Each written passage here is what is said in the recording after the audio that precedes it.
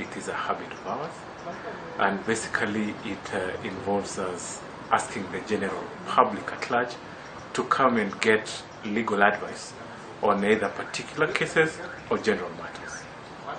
Today we were able to have about 200 persons come in. I think that is quite successful for one day. Generally speaking, what we do during this day is we interview the clients. They get a chance to give us their legal problems.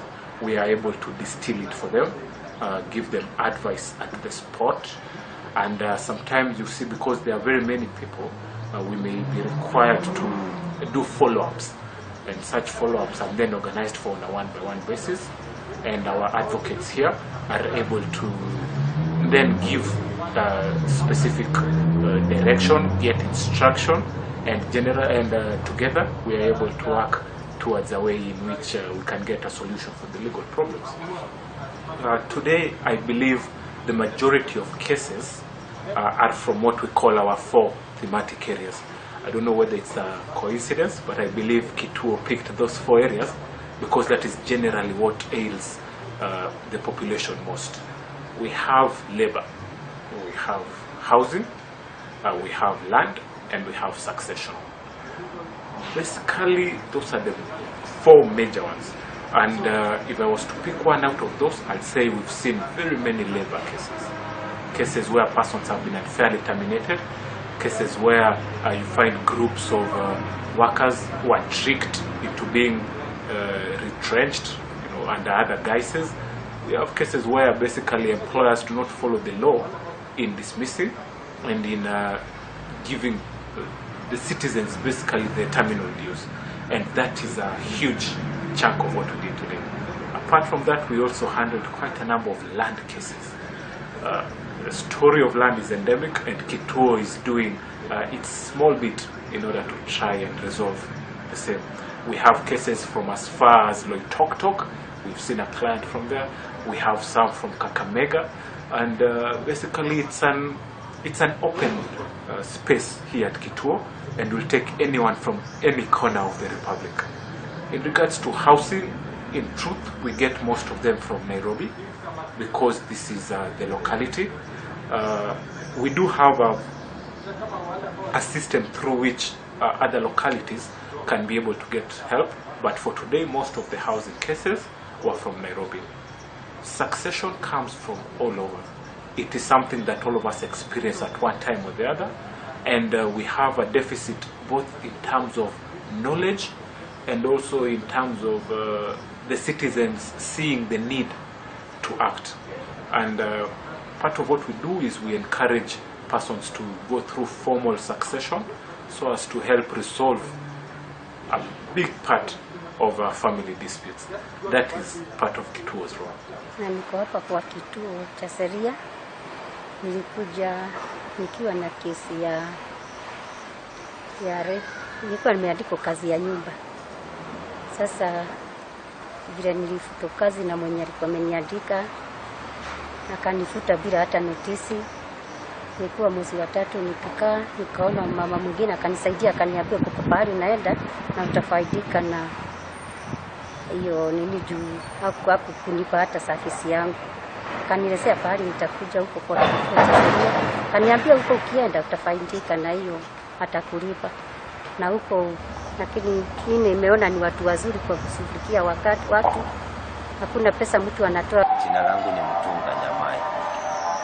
Na niko na kesi za malipo ya venye nilikuwa nafanya kazi. Sasa nilianzia tu kazi ya kwenda kotini kuanzia kwa leba. Kwa leba wakaenda kombo hivi. Sasa nikakosa kupata usaidizi. Kutoka hapo nikaenda Kenya Human Rights. Nikaelekezwa nikakuja Kituo Cha Sheria. Kituo Cha Sheria sasa naona ni kama wananishughulikia tu mambo zangu. Sasa naomba Mungu anisaidie niweze kupata haki yangu, kwa sababu hiyo ni jasho yangu, sio kitu nimeiba ni nini, hiyo ni jasho yangu. Naomba Mungu unisaidie sana. We got this information from the print media and we have attended. Words cannot express our joy. Words cannot express how happy we are after benefiting from all this. And I came here for 3 things. 1, to get legal aid and advice on labor, land and fraud matters that affects those individuals who we work for. Those are community members from Mombasa, others come from Busia, others are from Northeastern, we have members from Nyanza, and we are all over. Isiolo, just to name but a few. So I came here with their grievances and have been attended to. We have been given appointments. We will be here back with some court papers and others with individuals themselves. So to me, it has been a benefit that I cannot equate to anything. When we heard about the free clinic by Kituo Cha Sheria, as an authority we were very glad and excited and sought the partnership of Kituo Cha Sheria because all of us, our interests are in public, for the public benefit.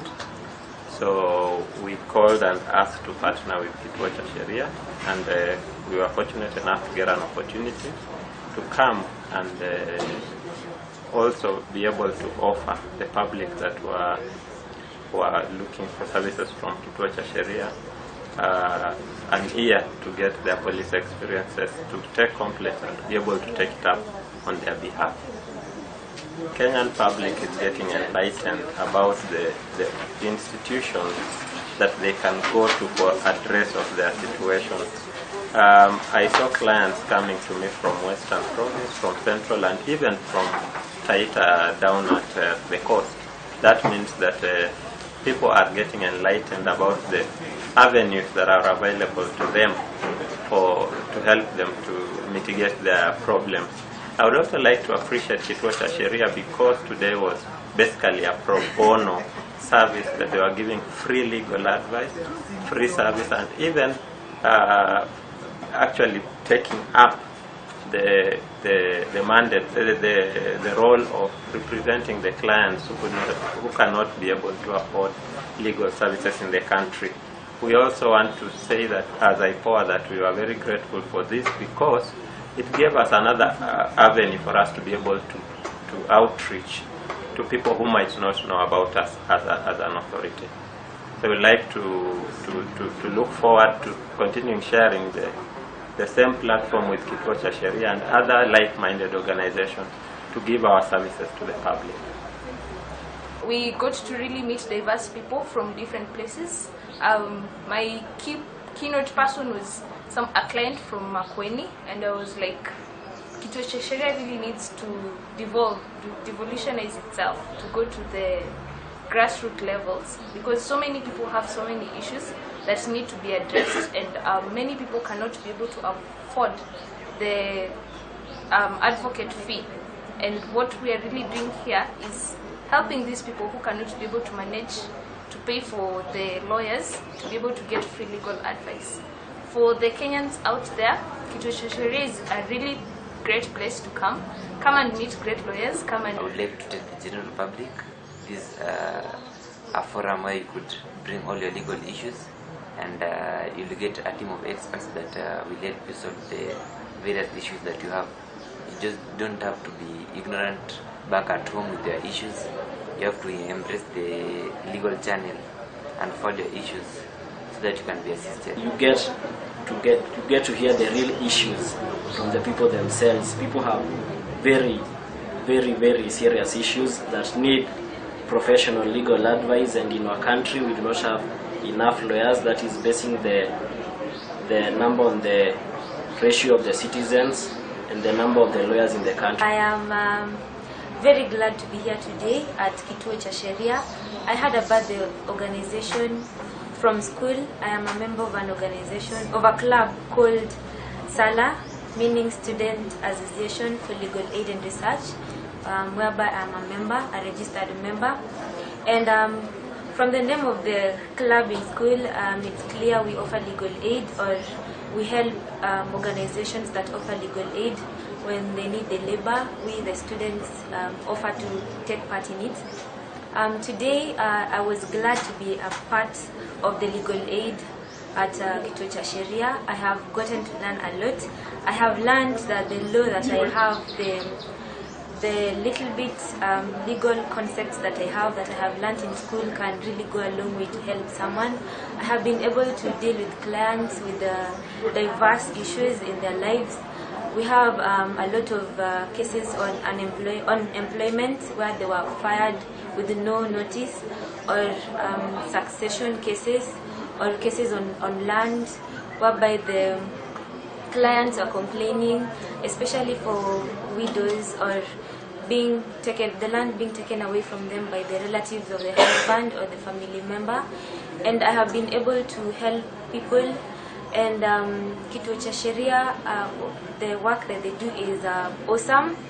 It's really out in the public, and all that we should do now is create awareness. I think most of the citizens in the country have not heard about Kituo Cha Sheria. They do not know that whatever issues they are facing, they can come and be given legal advice, because I'm sure most of them fear the court. When they hear about the court, they think about being arrested or ending up being a criminal, being criminalized. So a word to the general public: they should know about Kituo Cha Sheria. They should make an attempt of coming to get legal advice on whatever issues they face, and they shouldn't be afraid, because this is free. It's totally free. There is no charge, and you'll really get to meet the lawyers and get the advice on whatever issues you have. And citizens, do not be scared.